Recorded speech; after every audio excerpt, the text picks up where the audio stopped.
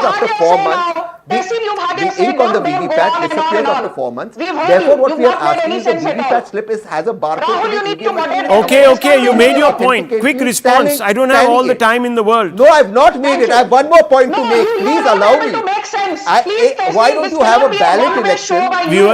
Viewers, stop making a fool of yourself. It wasn't. I was interrupted in a condescending way. Time is up. Time is up. It's 7:57. I have to hand over to Anand Narasimhan, who is standing by for the right stand. Viewers.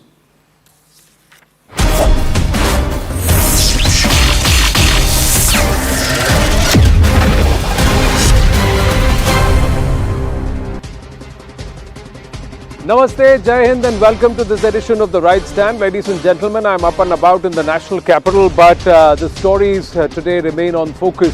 First up, it's the Prime Minister Narendra Modi, who was greeted to a very warm and a grand welcome, and which said, "Fir ek baar, Modi Sarkar, bar bar," and this was at the Parliamentary Board meeting, where Prime Minister Narendra Modi was greeted and he was welcomed in the presence of the National BJP President, JP Nadda ji.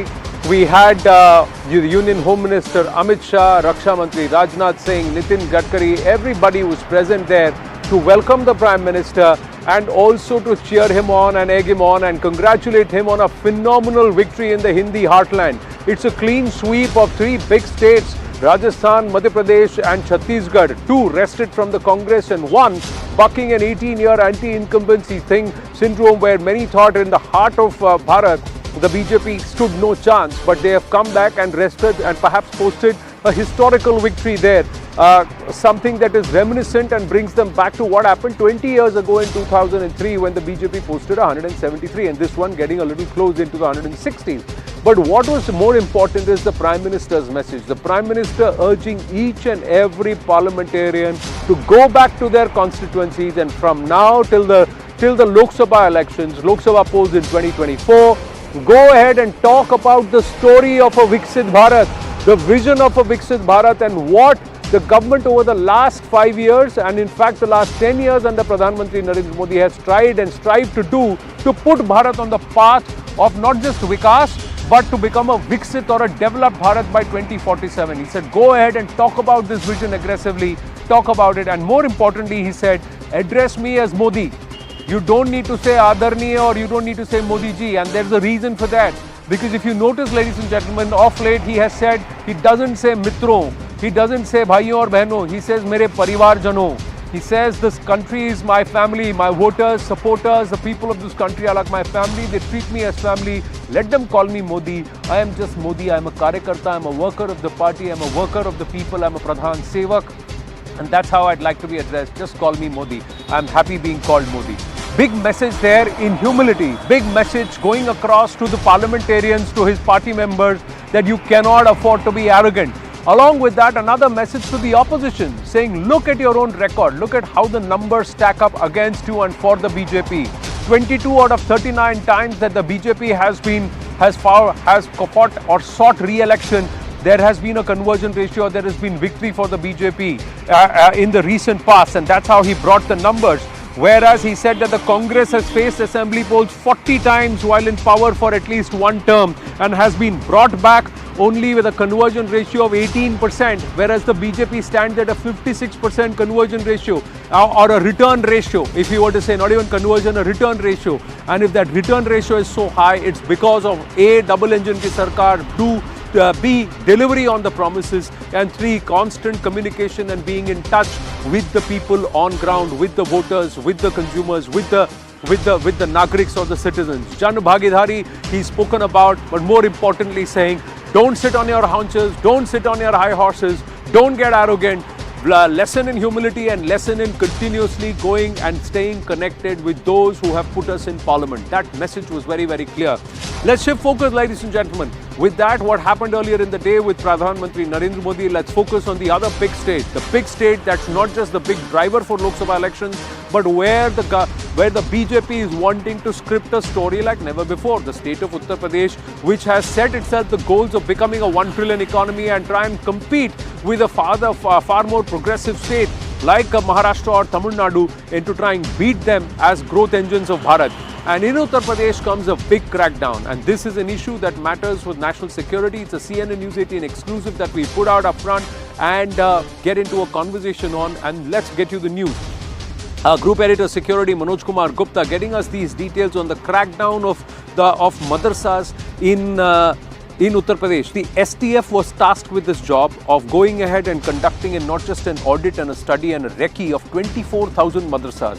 The startling number of which, nearly one-third, in fact more than one-third of them are actually illegal. 8,868 is the number which the FTF so far in its probe has said are illegal madrasas. More importantly, nearly 100 crores has been pumped into just 36 to 40 of these madrasas. A large amount of this money could be coming in from the Middle East, could be coming in from Europe, and more importantly from the UK and in London. This money coming in from London could be coming in from forces that are inimical to Bharat, which want to seed perhaps seeds of radicalism, seeds of terror, and also secession. Could there be a nefarious intent? And largely all of these are happening in the Indo-Nepal border. A story again that we have done here at CNN News 18 in the past, which highlight that porous border, that no man's land, is being used by devious entities as a hub, not just of radicalization, illegal drug trade, arms trade, but more importantly, seeding those who have neither Nepali or Bharatiya descent.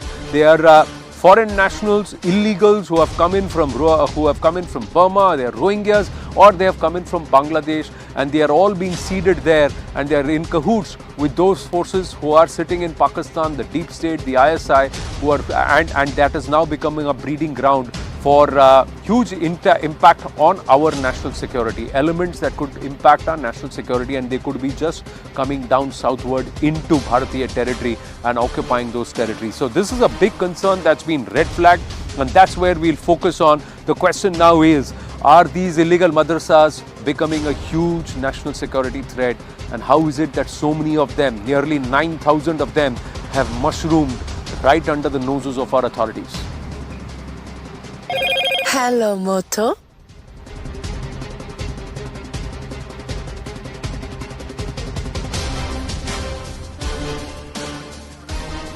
Let's go across to our guest this evening.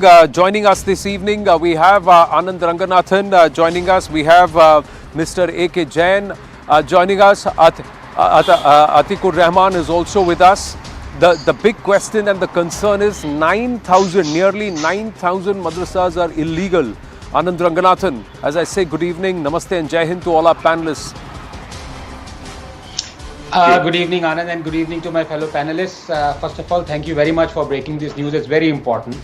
And I have to say this, that finally in Yogi Adityanath, we have a chief minister who is taking steps towards true secularism, and not just the sham variety this country has been practicing on the back of our pseudo-secular constitution. To paraphrase George Orwell, in a time of universal minority appeasement, following a court order becomes a revolutionary act. Couple of points here. Number one, as you say, nearly 9,000 madrasas are running illegally in UP. 4,000 madrasas are receiving funds from abroad, most of them without due paperwork. So how can someone object to religious schools' income sources being audited? Are we a banana republic? And if the amount as claimed is in the excess of 10,000 crores, Anand, half of it from secret sources, I'm sorry, but this is not just an educational or auditing issue. This is a national issue, a national security issue. Number three, I'm tired of repeating this ad infinitum, but the state has no business running religious schools. Secularism means total, and I mean total separation of religion and state. Our constitution, unfortunately, is plural, not secular. There are half a dozen articles and amendments and directive principles in our constitution that make it plural.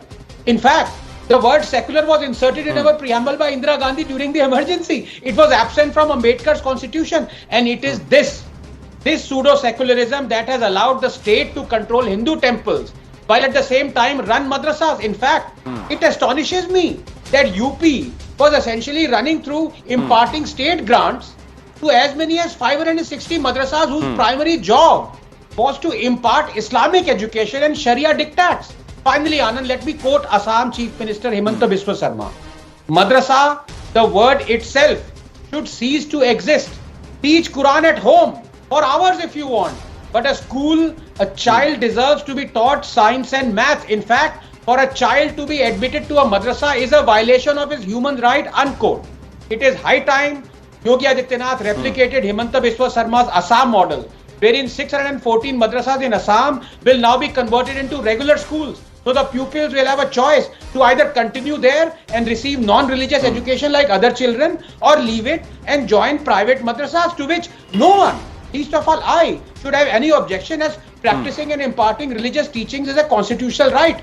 This is a step towards promoting inclusivity among the minority community. It should be welcomed by all Indians. After all, I ask you, if the children were being taught verses like do not marry your women to polytheist men unless they believe in Islam 221, or there is no deity except Allah 4062, or those who deny the Quran, their necks will be shackled and they'll be dragged in boiling water 4070. If the children were being taught all this, I hope, Anand, you can see the irony that here are states accused of being a Hindu Rashtra and Hindu bigots by Muslims, teaching Muslims that Hindus are the worst of creatures and do not marry Hindu unless they convert. Well, good luck with promoting inclusivity.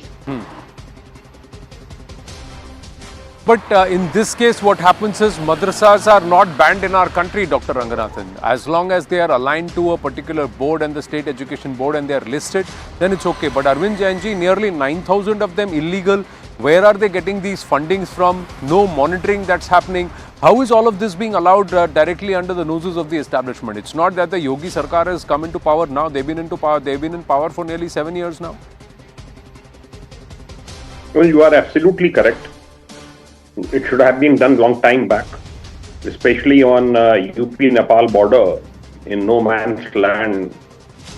Thousands of these madrasas have come up, which is a cause of concern, and several reports have been submitted by IB, RAW and other agencies, also by UP police also. Survey was done, and those people are not prepared to share the source of funding, to whom all the money was paid. Now it is being done.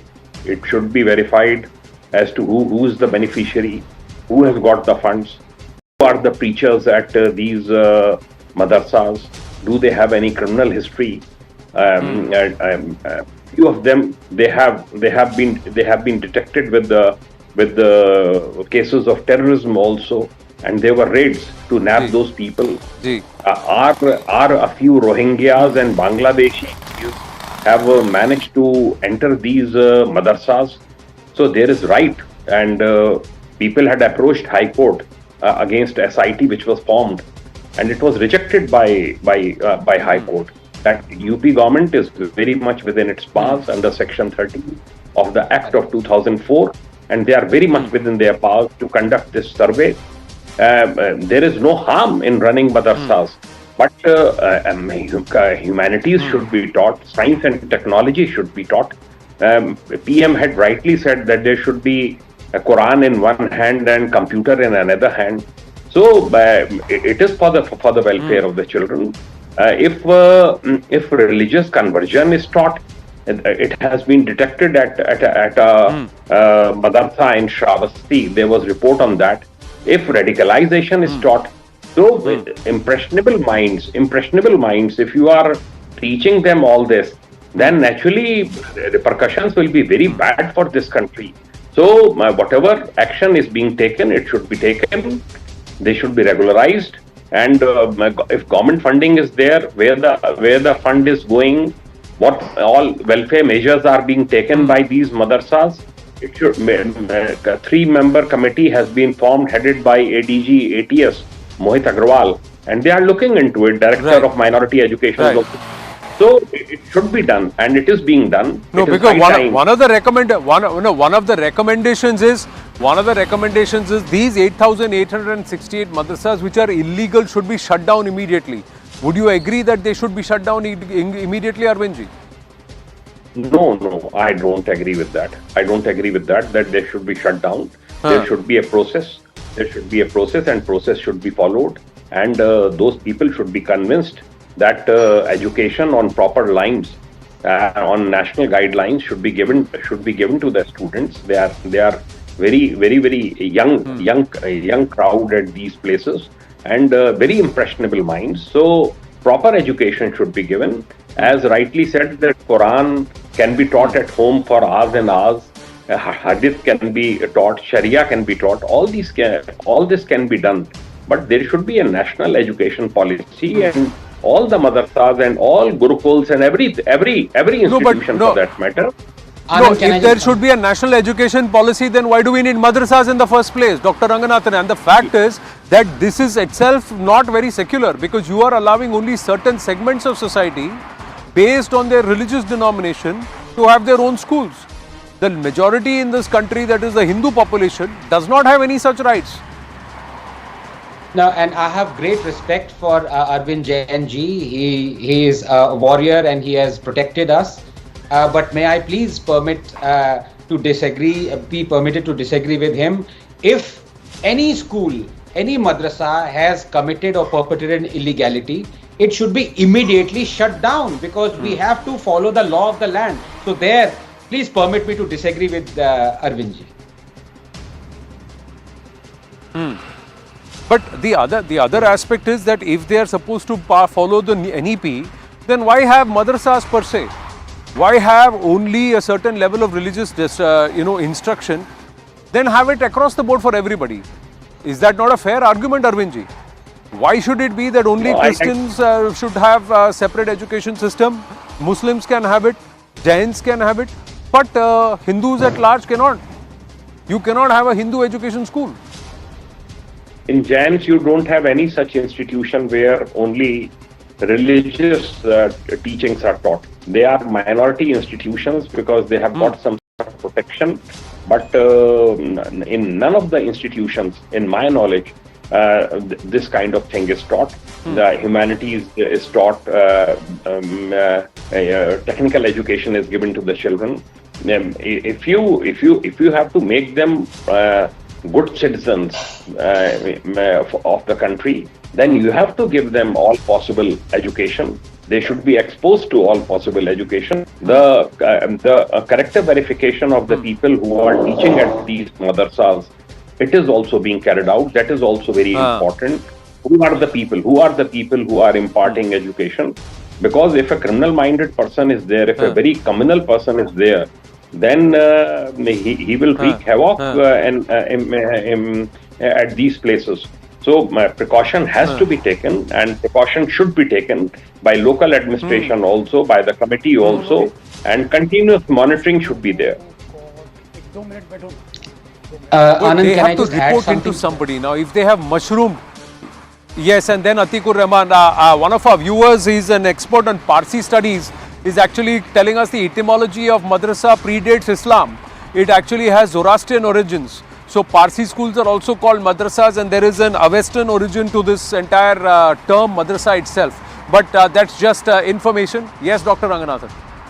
Yes, so according to our constitution, and I do not disagree with it, the moral and obligatory and ethical obligation is that any person, any citizen in this country or any organization has a right to have his or her religious school, and I cannot disagree with that.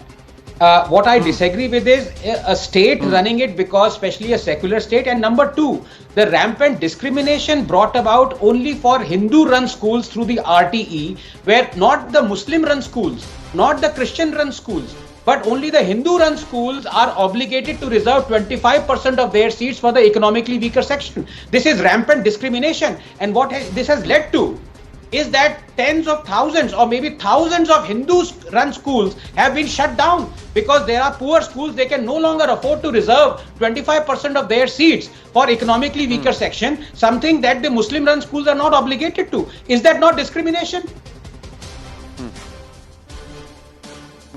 Well, that's another argument, and that is a very valid point that you raise. But let's now come back to this entire aspect, that who are these people who have started these madrasas?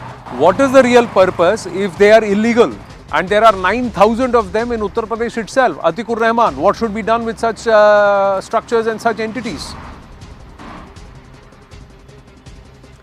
Well, Anand, if your priority is to legalize an educational system which is called for the Muslims as madrasas, let us begin by bringing them into the state control. Now, how much it is possible constitutionally, if you believe that the constitution, if one of your panelists believe that the constitution itself is a pseudo-secular constitution. Now, if you mark that the constitution allows the minorities to run their own educational institutions, how can the state have complete control over the madrasas? Illegalities, if there are, who will support any illegality, be it a madrasa, a banking system, a parliament or a legislature wherein the MPs and the MLAs are bought. So illegalities, of course, the government is very much free to control it. As far as the charge of terrorism and illegalities and foreign funding and all, things which the other panelists said related to, Islamophobia, that has to be investigated. Anand, tell me, in the past 7 years, we have been discussing all about madrasas and UP and Assam. Which madrasa official has said that our doors are closed for investigation? None of them. Every door of the madrasa is open. The Supreme Court has a very clear guidelines. If a religious institution, a mandir, a masjid, a dargah is having any misappropriation of the funds, that has to be corrected, and the particular madrasa and the mandir and the dargah has to be returned to the religious following. That's a very clear guideline by the Supreme Court. Misappropriation of any funds, illegalities have to be curbed by the state. Masjid, Who is stopping a them? masjid, The a dargah and a question, mandir. Anand, you are asking Now here is the difference, sir. Atik ji, one second. You said mandir, masjid or dargah.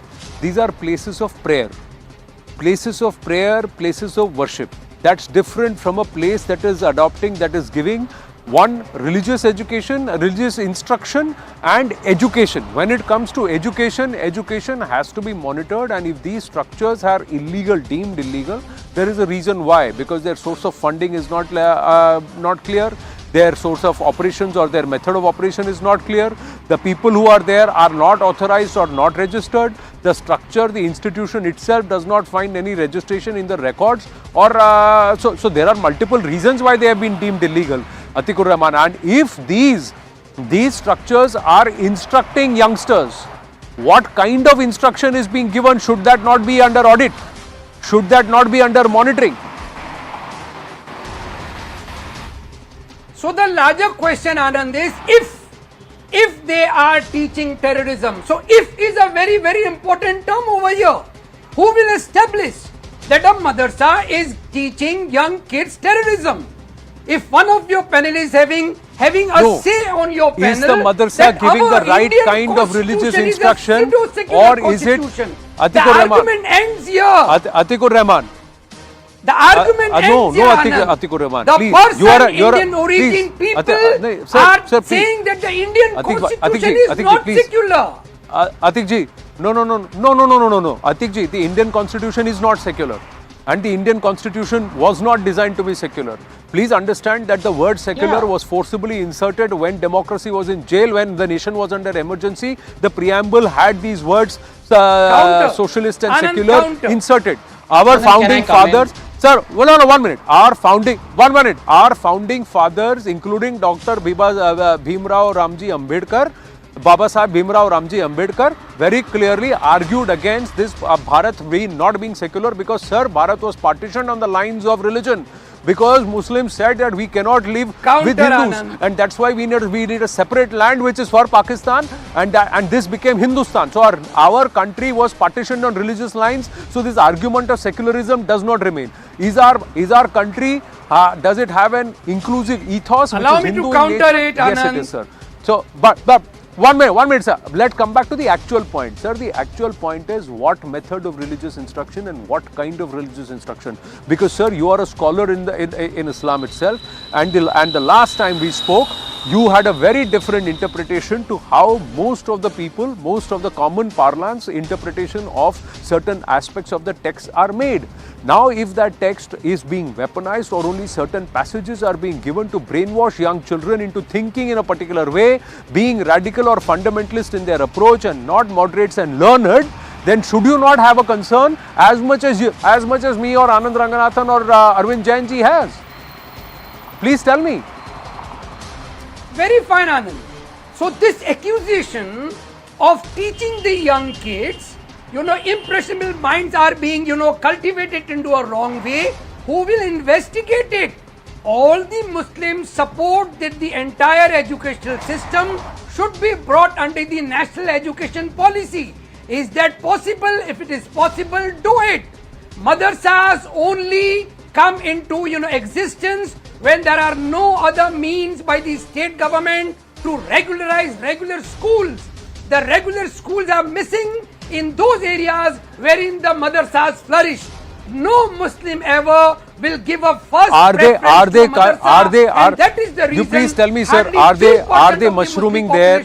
Are they mushrooming there with the intent of education, or only pure with the pure intent of a certain kind or a certain line of religious instruction? What's the reality? Anand Ranganathan wanted to intervene. Yes, Anand. Yeah, first of all, I have big respect for Mr. Atikur Rahman. We may disagree on the interpretation or context question, but be that as it may, that's for another day. I disagree with him on many aspects, but what I like about him is that his interpretation of the holy book can only bring peace in this world. Unfortunately, he is 0.0001% of people who believe his view, but that's another matter. Now, I had hoped that he would understand the true meaning of secularism, which is that the state has no business to be in the business of religion. The church and the state, there is a clear demarcation. And when he says that some panelists are saying our constitution is not secular, yes, our constitution is not secular, because why is the state controlling Hindu temples? Why is the state giving Hajj subsidy? Why is the state paying salaries to Maulvis and priests? A secular state will not do it. So I hope Mr. Atikur Rahman would appreciate what the phrase and the term secularism means.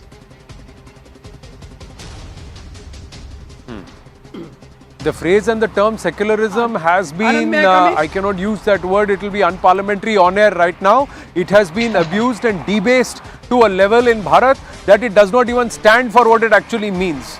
And it started from the time it was forcibly inserted into our constitution, when parliament was in suspension and democracy was in jail.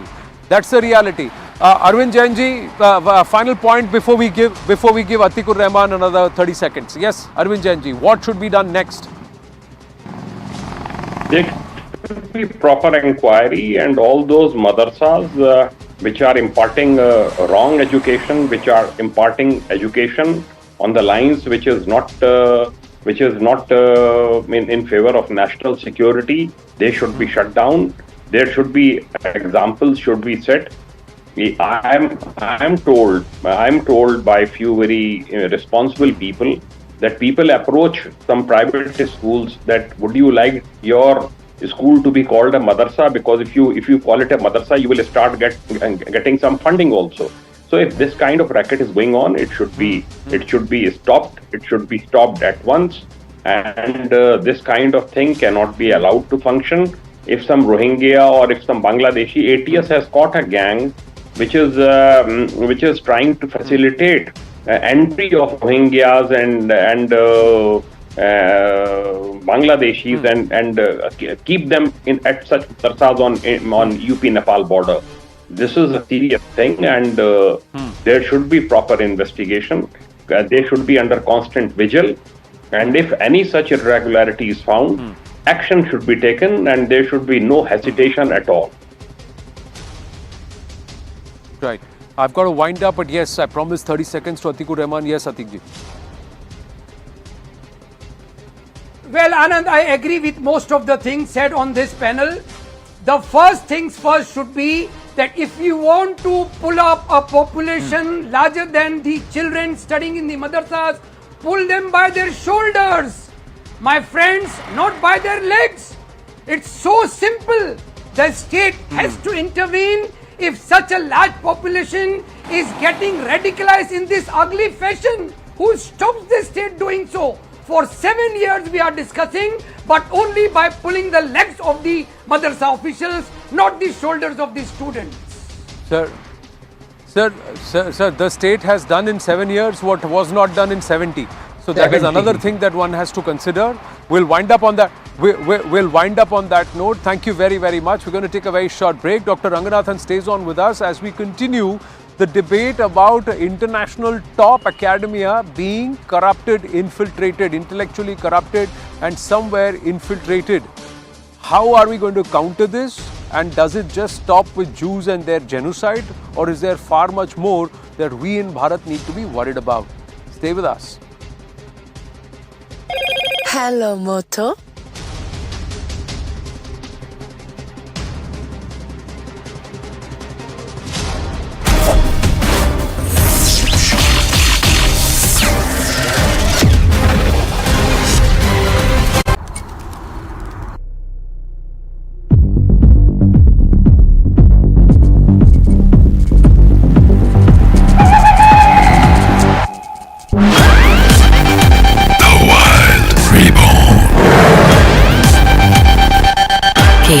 Movement that inspires.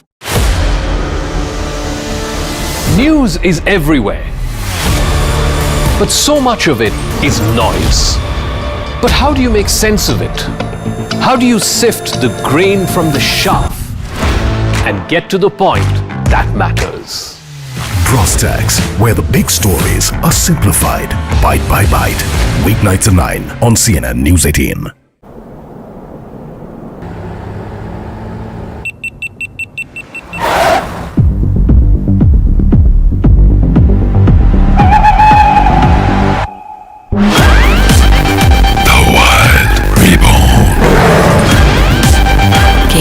Movement that inspires. Exposing India's detractors. India is not a democracy. What does the constitution mean? Demolishing double standards. Debunking hypocrisy. Because India deserves better. The Right Stand. At this time on CNN News 18.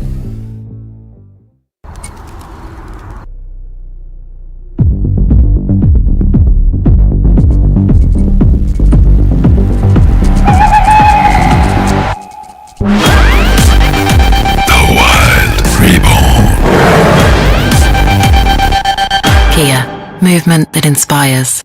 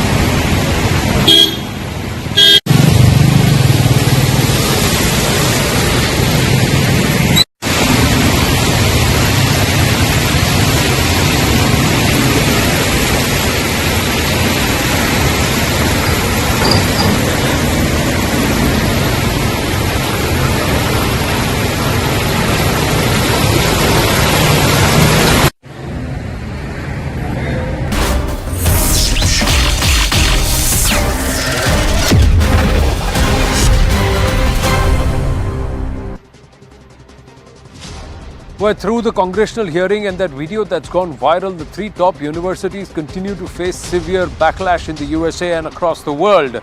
At several forums, they're being called out for defending increasing cases of campus anti-Semitism. Now the University of Penn President Liz McGill and Harvard University President Claudine Gay have taken a U-turn.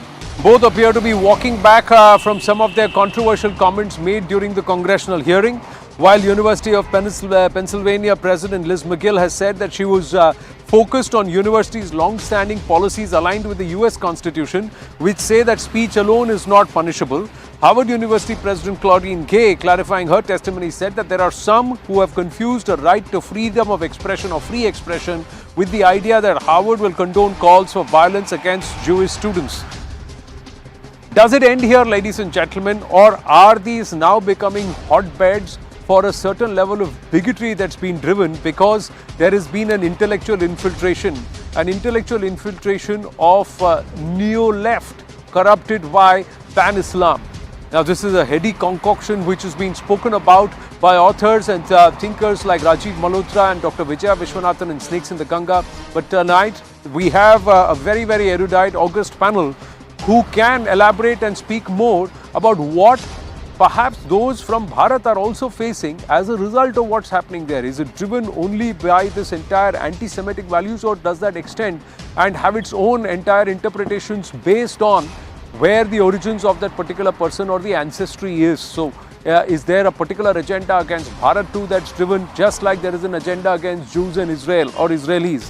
Anand Ranganathan stays on with us, Pandit Satish Sharma, author, with us. And also, he's been a member of the British Board of Dharmic Scholars. Makrand Paranjpe, Professor JNU, with us. And Sarah Al Gates, Hindu human rights activist, also with us.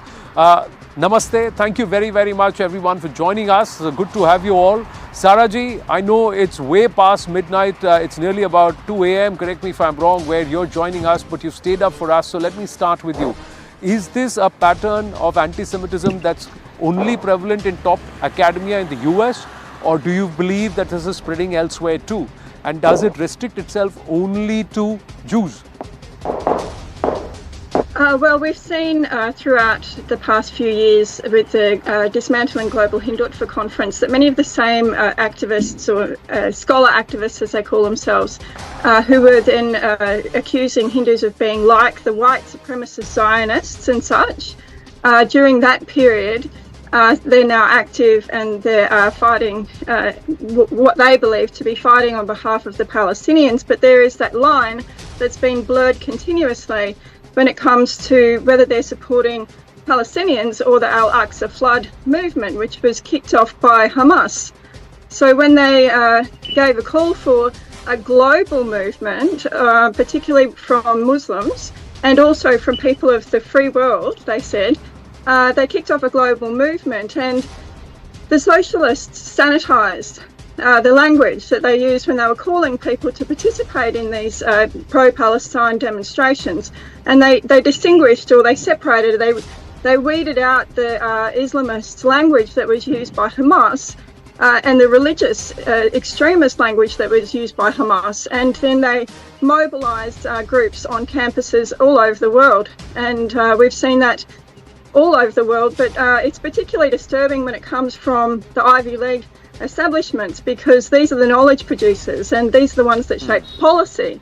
So we've been seeing this for a long time, and yes, it does affect India, because the same group are theorising in these establishments that Hindus are colonisers, that they've magically colonised India, which is the most bizarre thing. But if you say a lie, enough times, people believe it. And that's exactly what I think's happened. But how do you think these terms are being loosely associated? How are fascists being, Hindus are being called fascists, Hindutvavadis are being called fascists, Jews are being called and branded oppressors? So who decides who these oppressed are, who the oppressors are? Or does history not matter? Do facts not matter here?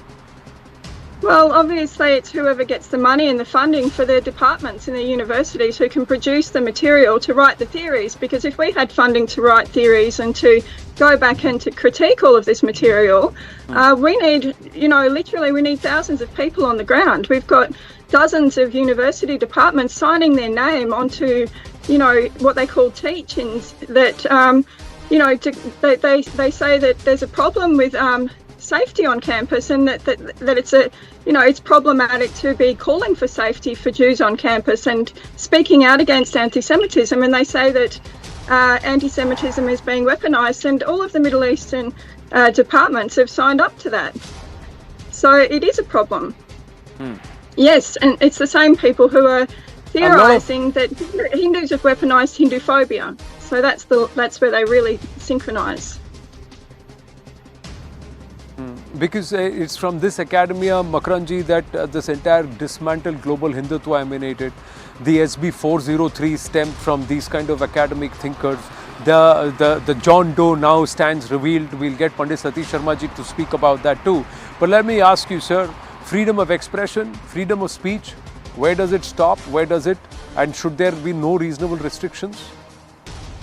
See, the first thing that I noticed yesterday when they played these hearings, the testimonies that the three top presidents gave, they all followed the same template. Everyone talked about context. Everybody said that they're not actionable if it's only speech. And they were constantly hedging without saying very clearly that calls for genocide, regardless of the context, are abhorrent and should be stopped. So the way I look at it is that this is a real opportunity to push back, because this time, those who speak against the Jewish people in the US, who are a protected minority, and also the Jewish people are very powerful in the industry, in business, on Wall Street, and in the media.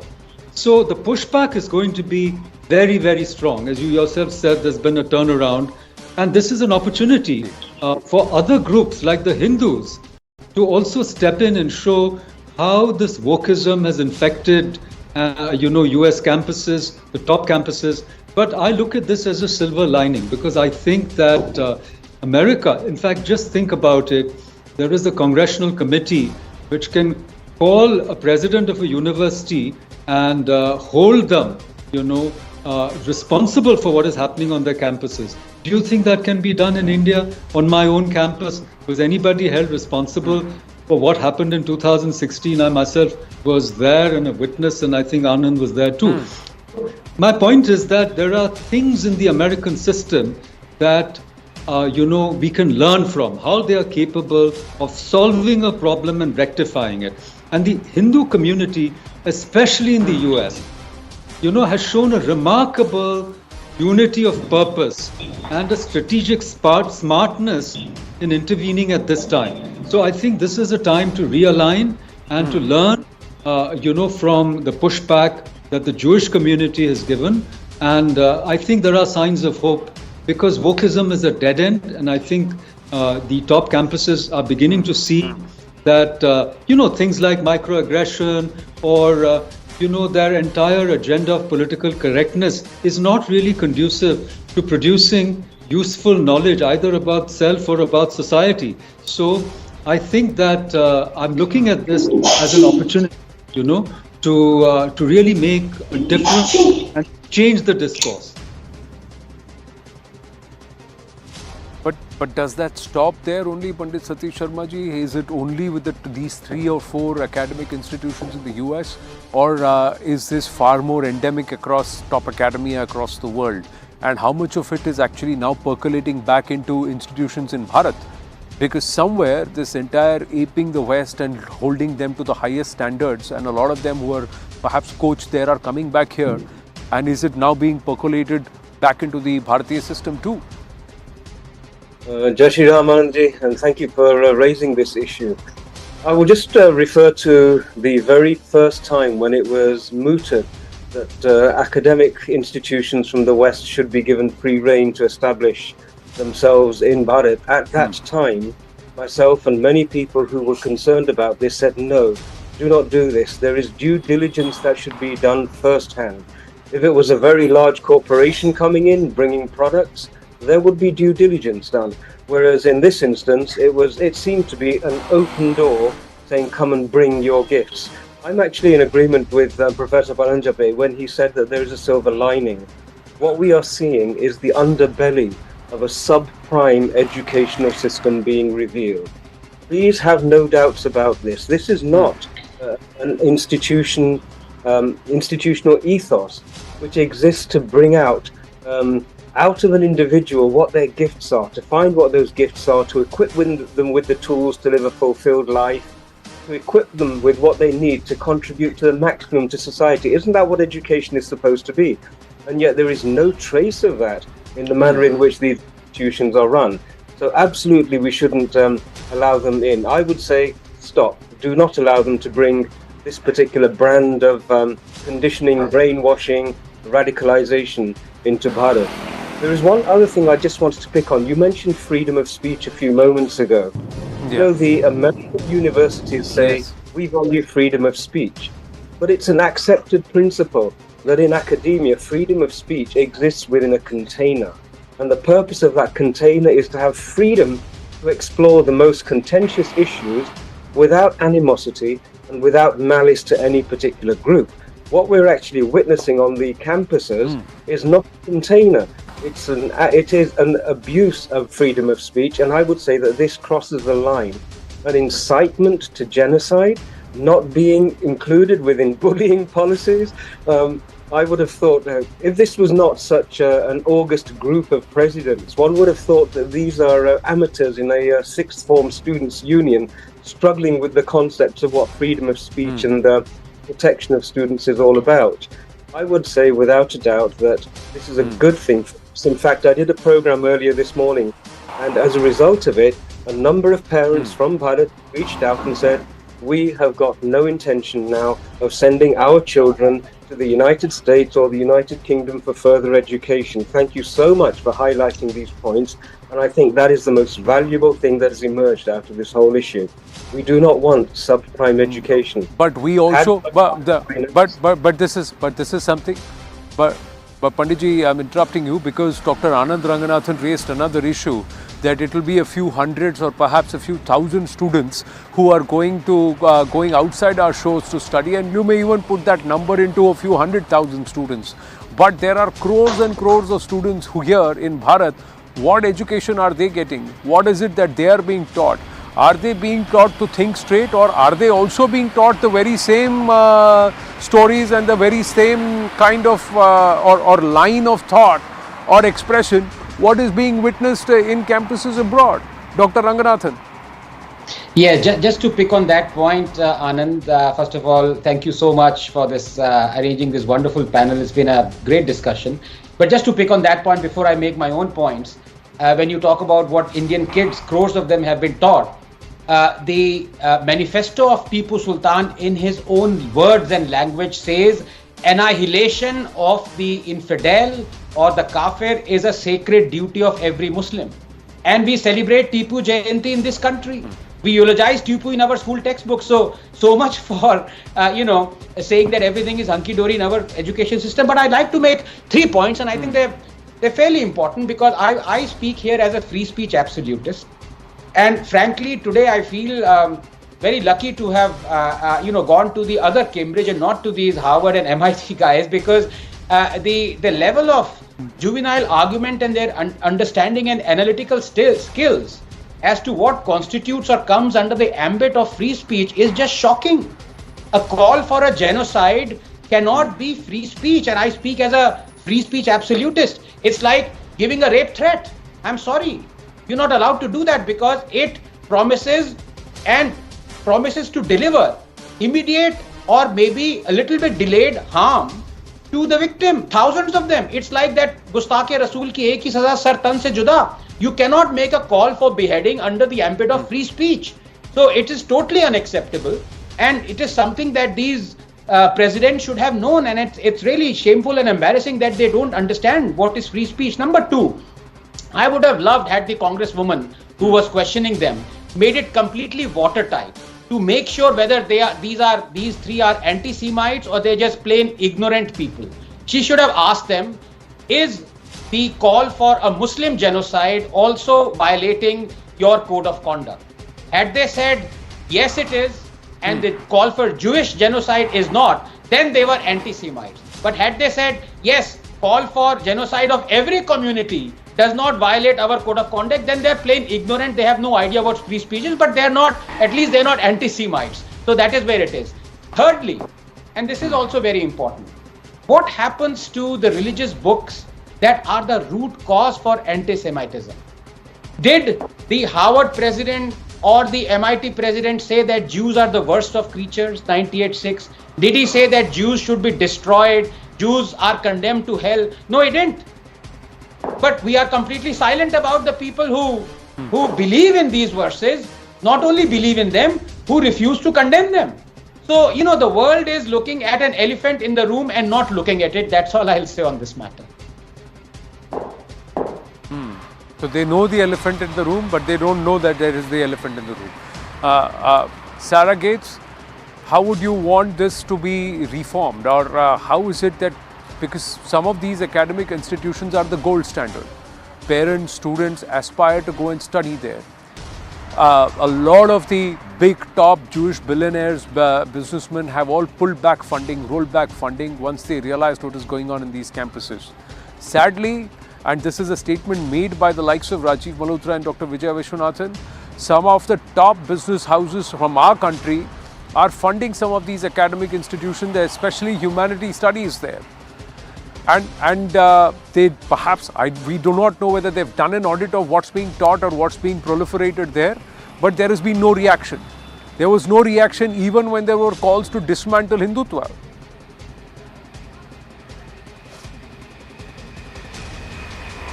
Well, I did see when I was looking for postdoctoral opportunities that Mahindra is funding a program in environmental humanities, which I found is, you know, it's my genre, it's what I do, environmental humanities, but I'd never study in Harvard. And I started to wonder why they're funding Harvard to run these programs. I'm studying environmental humanities through the lens of the Bhagavad Gita. Why can't I do that in India? Why can't I get funding, which is an attractive funding, to live and study at a postdoctoral level in India? So Mahindra could just, all of these funds could be pulled out, like we've seen with some of the Jewish philanthropists have just pulled their funds out.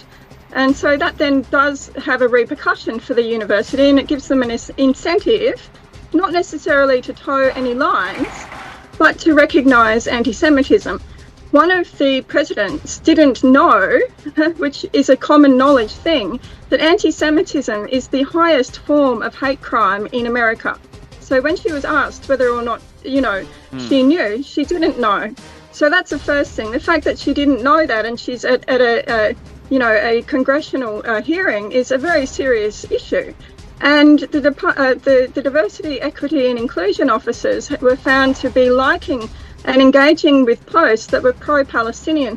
And a majority of these diversity, equity and inclusion officers. So the so-called providers of equity and inclusion are themselves prejudiced against Jews and biased toward Palestinians.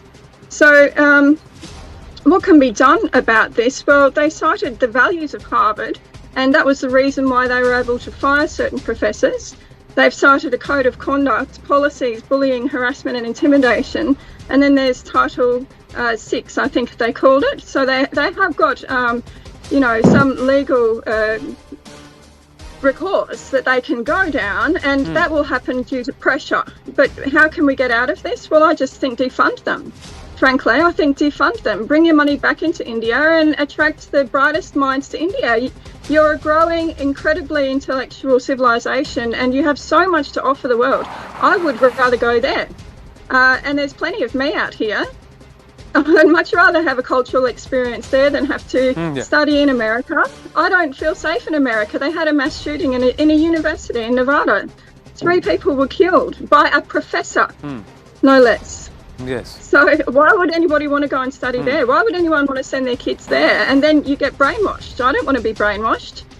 I want freedom of thought, and that's what I get from Indian traditional knowledge. So it's an attractive, prospect if these philanthropists can, secure the future. And if we have to bring people like me over, I'd be happy to teach there. I'd much prefer to teach in an Indian university than go and get a big job in America with lots of money. I don't want that. I just want the opportunity to teach truth. That's our job as scholars. So yes, that's one way out of it. True. Well, fair point made, but Pandit Satish Sharma, what happened with Rashmi Samant, what happened with Vivek Ranjan Agnihotri on campuses, how is that allowing freedom of speech? So if you are pro-Israel, pro-Hindutva, pro-Bharat, then we will not allow. If you are trying to call out Hindu Messiah, you are calling out absolute pan-Islam or pan-Islamism, then you are bigoted. But on the other hand, if you express a pro-Palestine or pro-Hamas kind of a line when you call and when you make these genocide calls, then it's freedom of speech. You're perfectly within your rights to do so. That doesn't kind of sit well, does it? Yeah, I think we have to. I think we have to accept these presidents' words as indicative of their larger understanding and worldview. We are being too generous in saying that they do not understand the nuances of freedom of speech. That's not the issue.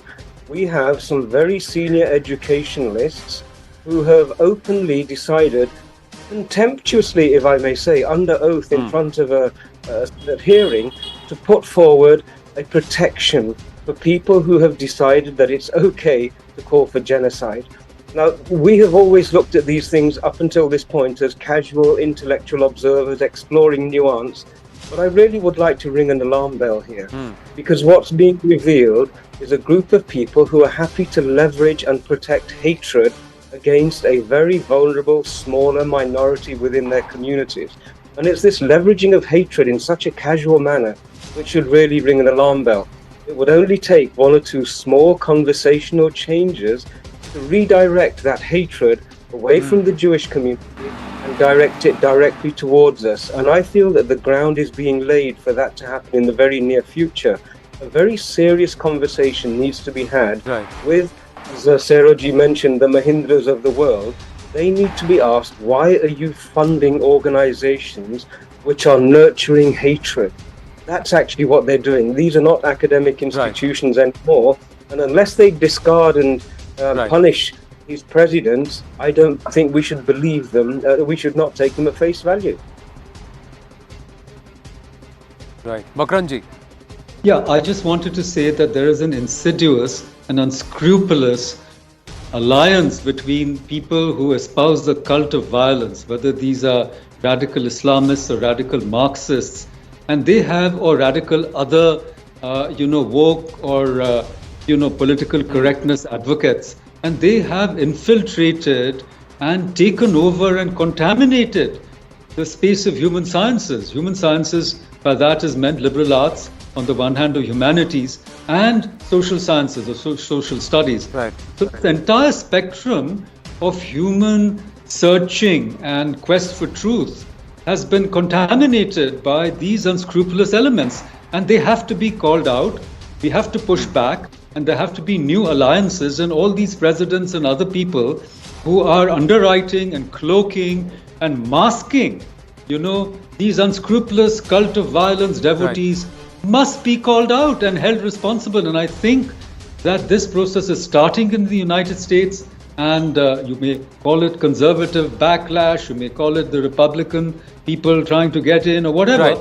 But there is a churn, and this will not be tolerated any longer. That's why I said there's a silver lining. And what was happening, the echoes of it in India and universities like Ashoka and Jindal. Mahindras, by the way, they run their own university, which is not so bad. So I'm saying that this is not acceptable. It has to be called up. There has to be a pushback, and this has to be systematic, and new alliances have to be formed, and we need to produce better research and better scholarship, not just ideology. Well, at least now we're talking about it, and it's come to our cognizance. Perhaps it's right out there for us to look at it, and that perhaps is the biggest silver lining. Thank you so much, all of you. Thank you so much. It's such a pleasure to have you and such an august panel here on The Right Stand. Thank you very much. Namaste and Jai Hind to everybody. We're going to wind up on that note. Brass tacks after a very, very short break. Stay with us.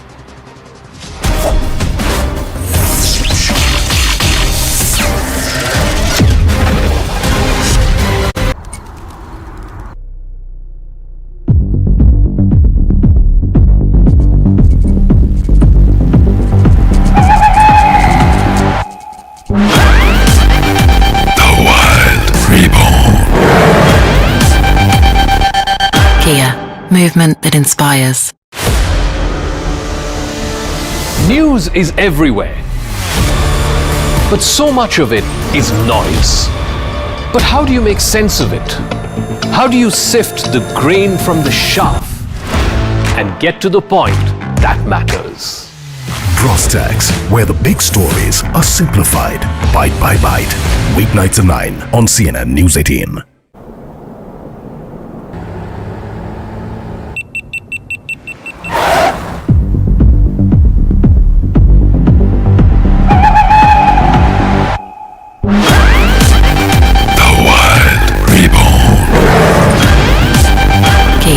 Movement that inspires.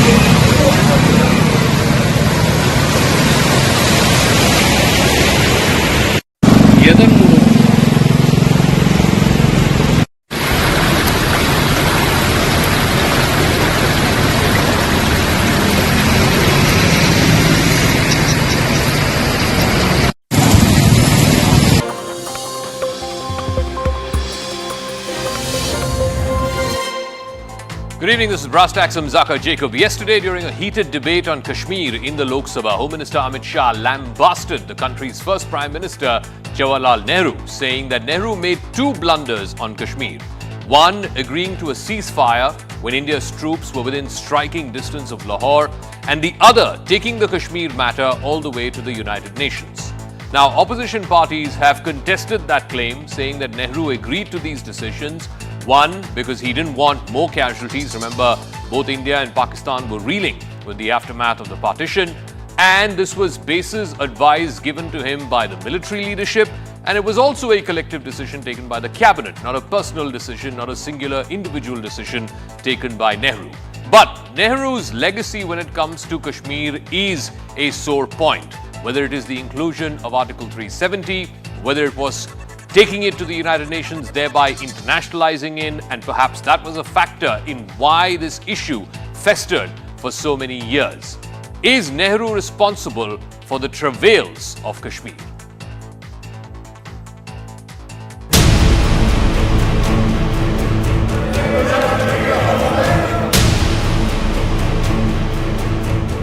Nehru के समय में जो blunder हुआ था, इसके कारण कश्मीर को भुगतना हम मुजफ्फराबाद क्यों नहीं? उस वक्त पुंछ और राजौरी को बचाने के लिए फौज को डाइवर्ट कर दिया गया कि पुंछ और राजौरी बच जाए। आप तो इतिहास रचने आए थे, आप इतिहास में जा जाकर दूसरों को क्यों कोस रहे हैं?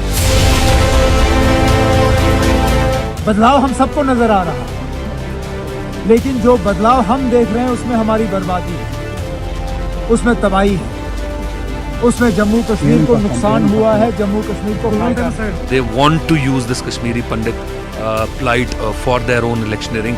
How can you amend something which is still before the Supreme Court for adjudication on the legality of the original action? If the abolition of 370 has not been fixed, then how can you amend it?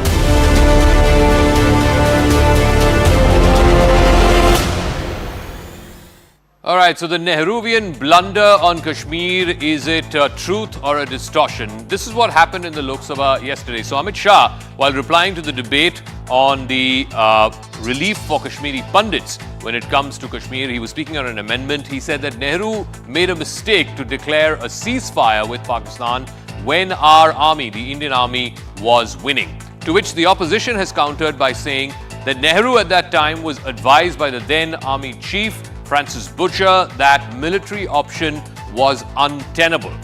Now, Amit Shah went on to also attack Nehru for saying that it was a mistake to call and seek for a plebiscite and taking the Kashmir matter all the way to the United Nations, seeking the intervention of the UN.